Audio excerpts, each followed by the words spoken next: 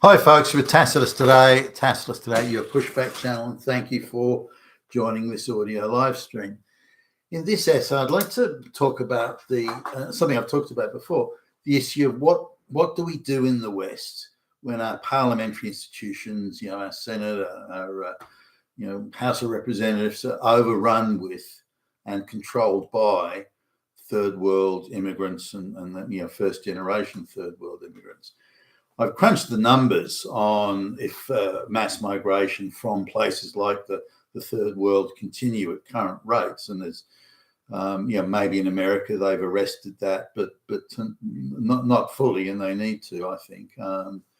But in places like Australia and Britain and so on, the number of third world immigrants coming in is such that they congregate in certain areas. They just take over the whole area. And all the political representatives from that area, given these third world folks now form the majority, and they want only representatives from their genetic diaspora. They're not prepared to vote on the issues or the policies or anything like that.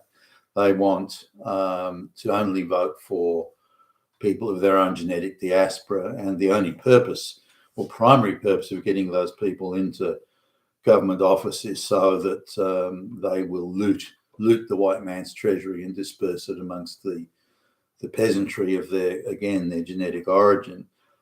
These politicians, once elected, whether it be in Britain or in the United States or elsewhere around the West, they are brazen in that they firstly represent the country of their genetic origin. They don't represent America or the American voters or the British. They represent the genetic, the country of their origin, Somalia or wherever it might be, Bangladesh. That's their first loyalty. Their second loyalty is only to their own diaspora within the district. They're prepared to engage in any level of fraud and corruption in order to enrich themselves and their genetic diaspora and so on. They're hardly the ideal political representatives, and yet they will form the majority within 50 years. And that means the political, body politic all across the West, bodies politic all across the West will be utterly corrupted, subverted, and destroyed if they aren't already through external globalist control. But this will just be the final sort of nail in the coffin, particularly as white people by then will be a minority. So now political institutions, the power sharing and the whole concept behind electing representatives, policies and so on, that's very much a Western gig. There's nowhere else in the world that's developed along those lines. And it's something that Western societies have evolved, many of them have evolved with, and that process of evolution is not evident elsewhere in the world. So people are coming to the West not with any idea, or the third world immigrants, not with even the slightest comprehension of how that evolution took place, or that they should share what they have for the common good. That's just seen as madness. Why would you do that? And so they don't do it. So they're working and have perceptions of the world that is directly contrary to our Western interests, our Western social structures, power structures, political structures, legal structures, and so on. Now, why is this an issue, though? Well, if you sort of listen to the speeches that Somali politicians or aspiring politicians make in the United States, where even the ones that are born in America speak the local Somali language, they openly say, I represent Somalia, I represent Somalian people in Somalia, and then I represent the Somalian diaspora in the United States.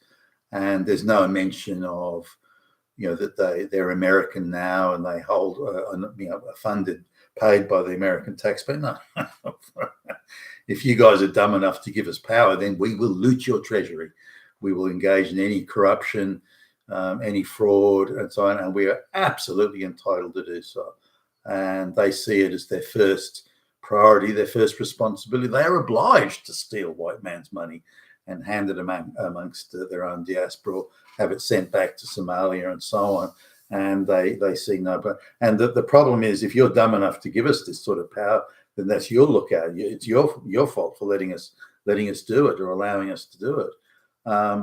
So I just wanted to have a look at this. Just bear in mind that within 50 years in Britain, Australia, not so much America, but parts of America, certainly some of the state governments will be overrun, and city governments will be overrun with these people. There won't be white people, if they're even in the councils or the government or the parliaments at all, will be a small minority. And don't think that people are interested in sharing power, or once they get their snouts in that trough and that's their primary concern, then that's it. There'll be no stopping them. Every job, every city contract or government contract will be given only to people of their diaspora and their tribe and all this sort of stuff. So that's the future we have to look forward to. So how do you stop it? Well, no one ever sort of perceived that it could come to this. Migration to Britain or any Western countries was perceived only to be those people that wanted to be part of British society, English society, that wanted to be part of America, that wanted to be part of Australian society. So the idea that people would come as migrants and not want to assimilate and integrate and be part of that was never even a conception. Similarly, if migration did occur, it was perceived to be only in small numbers. And the people would disperse around. The Huguenots coming to Britain, England, for example, they were Protestants. They were skilled, for most part, were skilled artisans and craftsmen in textiles and so on. So they brought sort of top of the town skills. French was widely spoken amongst the upper classes in Britain, so they fitted in quite well there. The customs habits, very similar. It wasn't the same, but it was similar.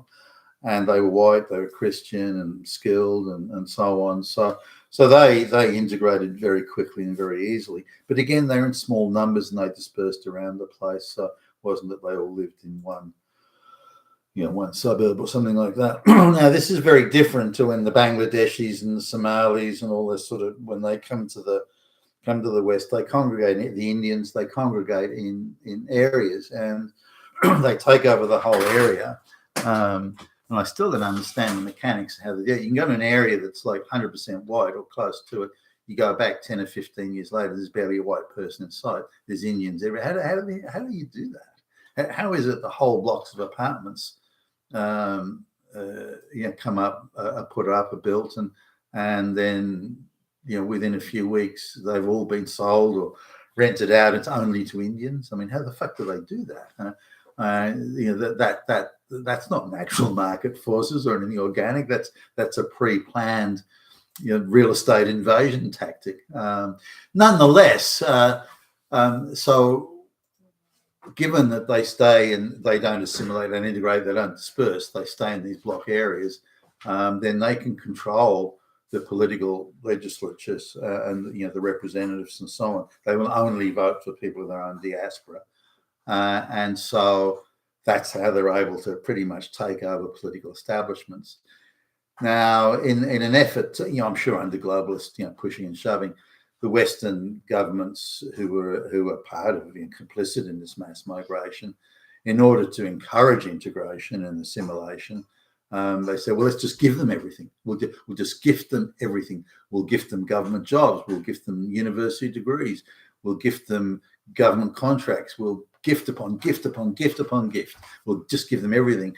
Citizenship. Well, Shamal, you can't speak a word of fucking English and you don't know dog shit, you can IQ of 70, but we'll still give you citizenship. That'll make you a good loyal Australian, a good loyal American or whatever. But of course it doesn't. They perceive this as pathetic fawning weakness, and they see it as even more reason why they should just take everything they want, because there's no one around who's going to stop them or try and prevent them or limit them. So they perceive every effort, everything we give them is perceived by them as an act of weakness, not an act of conciliation or, we're trying to get you to assimilate here. If we're nice to you and we just hand you everything on a platter, then you'll want to be one of us. No, they don't. That's not how it works. Now, it goes beyond this, because you look at for example, the comments of Arabic, particularly the Arabic. I mean, you can look at Indians; they've got a slightly different way of stating it, but the message is the same. Death to white, death to America, death to white culture, death to Christianity, death to anyone that stands in our way. We have the one true way. Now, it's whether the Indians who perceive themselves as spiritually and culturally and morally superior, or the Islamic hordes that see themselves, as in united by Islam, and see themselves as superior in that sense. Bear in mind, Islam isn't a religion, but it's a way of living and a code of social conduct as well. So they tend to see it slightly differently there from how we may view Christianity as it relates to our lives. Christianity encouraging a degree of individuality that Islam does not. So when we look at the attitudes here, the Islamic people are brazenly call death to America, and they go in public, in spoken in the Arabic language, but they, death to America, death to Christian, death, and so on and so forth. I mean, it's pretty clear. They're definitely not hiding it. And if you look at the stuff that goes on in mosques, similar type of rhetoric there.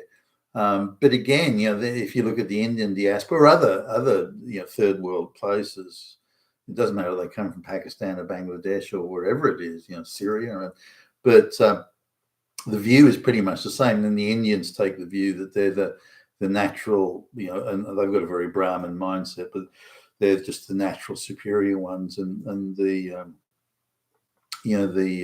troublesome cattle that just to get in the way or don't understand or don't get it. Well, they just have to accept their inferior status. And this is very much their view on things. So wherever you look, white people are either hated or despised. And it doesn't matter which it is, but the belief that white people in white countries, should have no say in what's going on, and the white treasury should be looted until it's empty.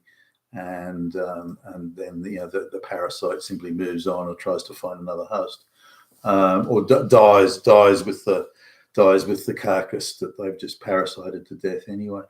So, but what we need to do in the West, and I think this is a statement of the obvious, is to prevent this takeover. Do we want people like this who hate us and despise us and only want to loot the treasury? No, look, I'm sure you can find exceptions. But this is really the mainstream of things. Certainly right now, has giving them everything made any difference at all? Has it made them better, sort of more inclined to give? No, of course not. Showering them in gifts and handouts and giveaways and so on has just made them despise us even more. They see us as weak and pathetic. So how do we stop this? Now, I don't know. Is there an easy thing? I mean, there are a number of things. Don't give citizenship away so easily. Reduce the mass migration massively. Only have a very high bar as to what can you bring to the table. If you're highly qualified, with a high bar, an independent, impartially assessed high bar. If you are the rocket scientist that you claim, and we test you impartially and objectively in merit-based testing, you are indeed the rocket scientist you claim to be. And every 100 Indians or 1,000 Indians that claim they're rocket scientists, there maybe be 2 or 3 that are. So they come from very corrupt countries. It is their obligation to lie to us in the West. And if we believe their lies, then we're equally at fault with them, as they would see it, if not a greater fault. So massively reduce the mass migration, and that can be done just by placing a very high bar on qualifications and meritorious qualifications. None of these peasants that are coming over en masse would ever see the light of day. Stop family reunion and chain migrations. Just cut that out entirely. And if you're coming to the West, you're coming to start a new life, not coming to set up a Bangladeshi enclave and loot the white man's treasury. That's not why you're coming. If you are coming for that purpose, you're not welcome. So those are key things. But what about the people that are here now? Some of the things that have sort of surprised me a little bit, and I've commented on them before, is some of the Arabic folks who, the Islamic folks that come okay, the first generation that arrives in the United States, maybe they arrive as young men and women, and they somehow manage to get citizenship. Given that they barely speak English and so on, you're going to wonder how they do. But anyway, they get citizenship. They very much see themselves as, for example, Bangladeshi or wherever, and they see themselves. They live in the they only speak that language, and they perceive that their only purpose in life in anything is to get resources from the white man for their own community. They see themselves as a besieged community. Why the fuck you would come to another country and then perceive things that way and not even attempt to integrate is quite beyond my reckoning. But again, it shows that they're only coming to loot the treasury. They're not coming to contribute or anything like that. Would some come for that? But of course they will. On balance, there probably has to be some that are coming to contribute, that want to assimilate. But it's a tiny proportion of the total. So they come to the West, and for the primarily the sole purpose of looting the place. And if we can stop those people coming, then we can make big changes sort of going forward. But again, what are the ones that are already here in the West? Well, the first generation that arrived, they're 100% on board with their genetic diaspora. They're not going to change. You'd expect that the ones that are born in America or born in the West, that they would be more open to. Now they speak English now, so they've been through the Western school system. But what surprised me is certainly in America and places like Michigan and so on, that they stay even the firstborn in the West, they stay with the Islamic tradition very much so, and they still have these death to America screaming. They still denounce Christians as evil.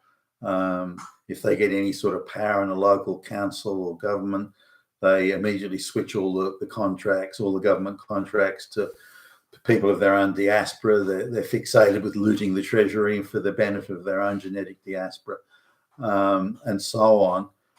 Now, so even the firstborn in the West, they're not assimilating or integrating or taking on board the spirit of democracy and so on. So what about the second generation Western born? What about them? Well, they're not either. They're still attending chanting death to America, screaming Allahu Akbar and so on and so forth.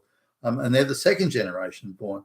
So how many generations it'll take is much harder to say.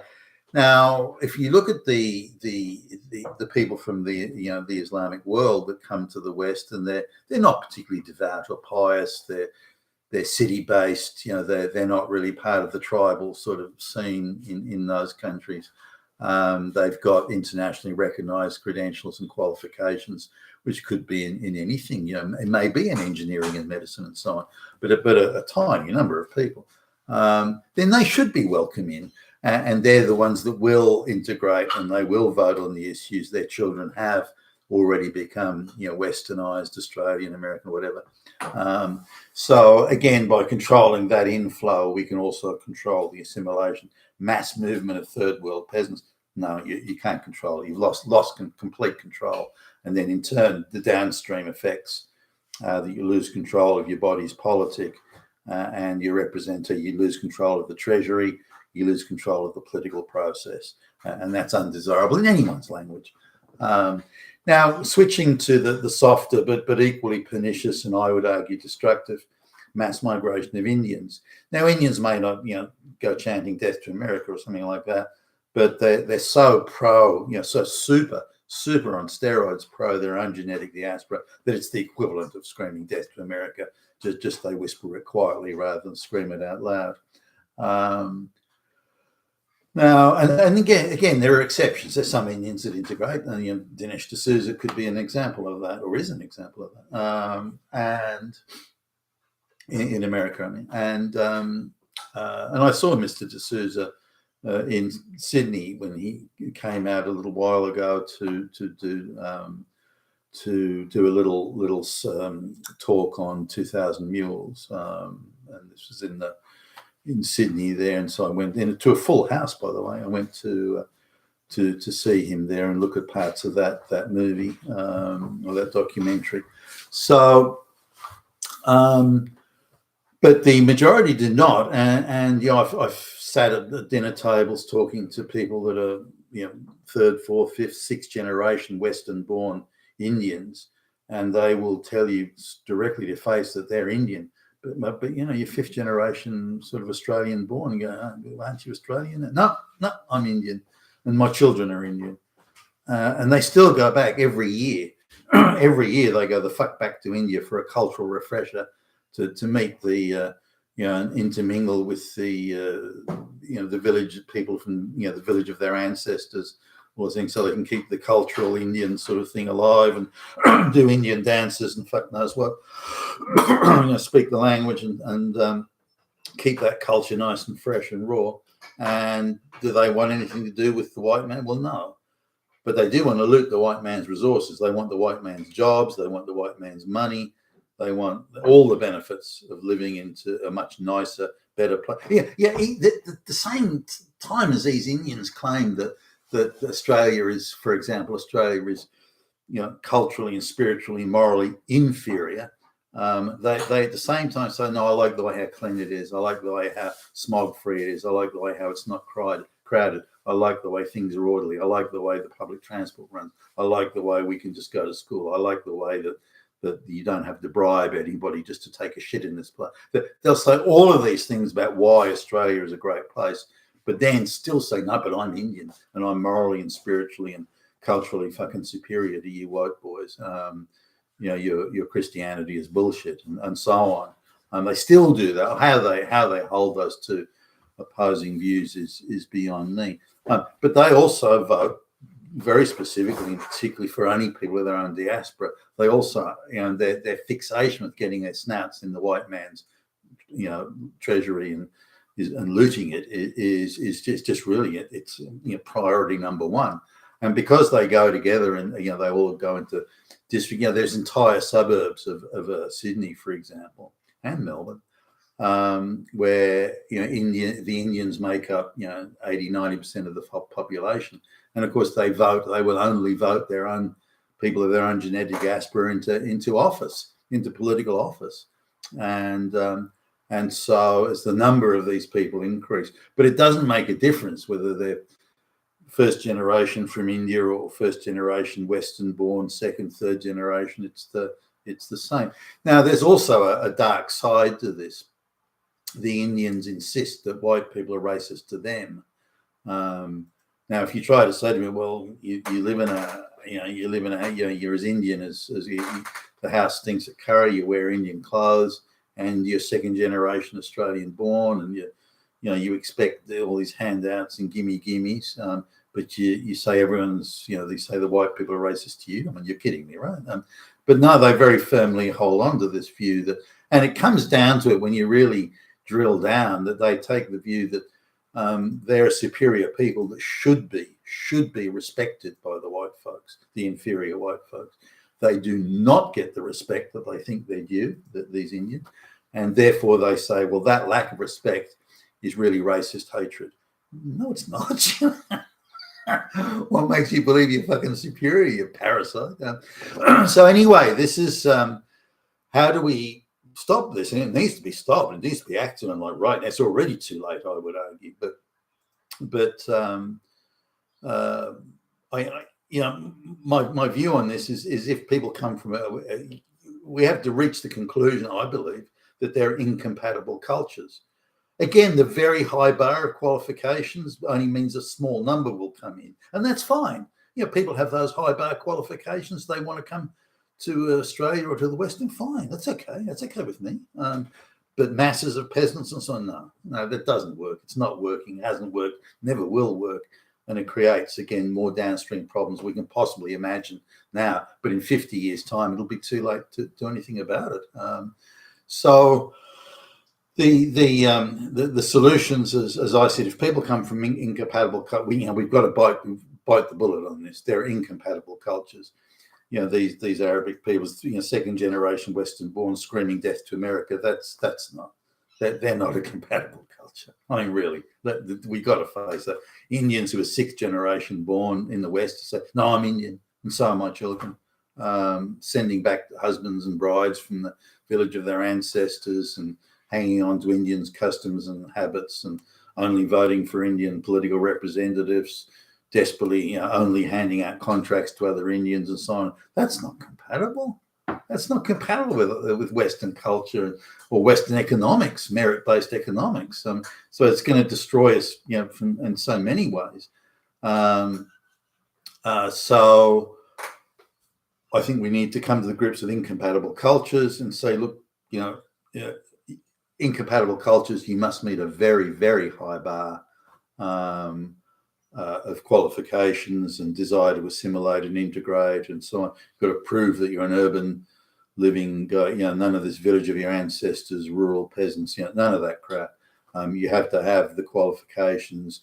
We're not going to, you can't live within, a kilometre of another Indian or another, Pakistani or something like that. You have to disperse. You must integrate. It is a requirement.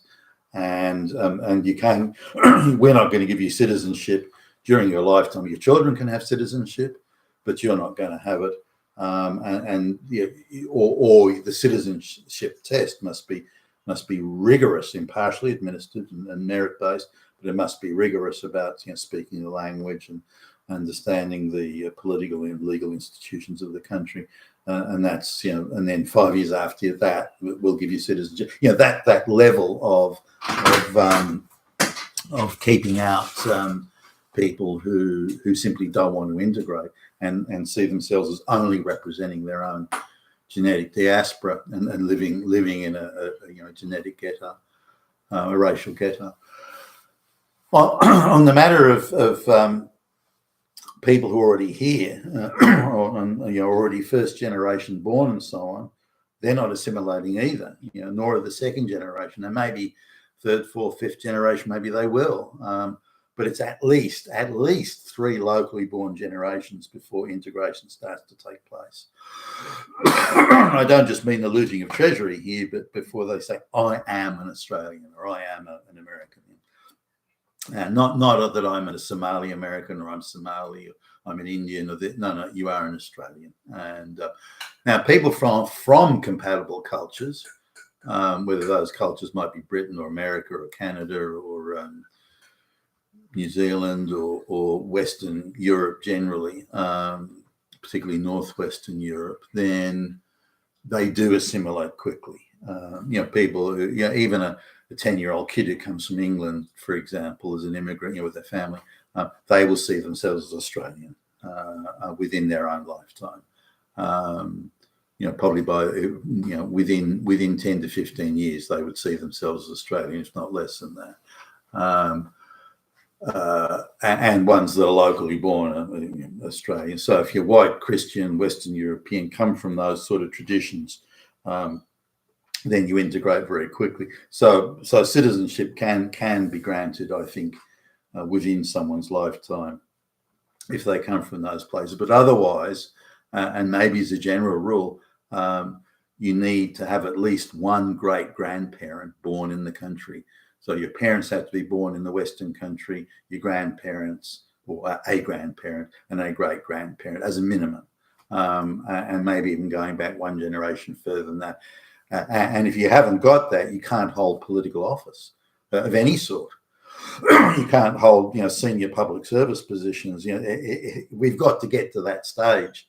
Otherwise, the West will be totally lost. Now, there are those who say, you're a racist, fascist, Nazi, Hitler, whatever. But will those people who make those claims, will they give up their job for the illiterate Pakistani peasant today? We'll give up your job right now. Give it up in the interests of racial harmony. Give it. No, I don't want to. No, someone else has to give it up, not me. Yeah, right. Shut up then. You've been Tacitus today, your Pushback channel, and thank you for listening.